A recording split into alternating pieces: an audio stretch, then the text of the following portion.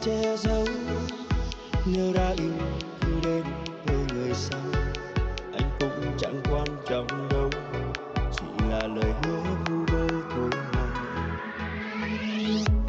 Chắc em sẽ vui và hạnh phúc hơn khi bên người. Chắc em sẽ không cần phải lắng lo khi hẹn hò. Thật lòng anh đang đau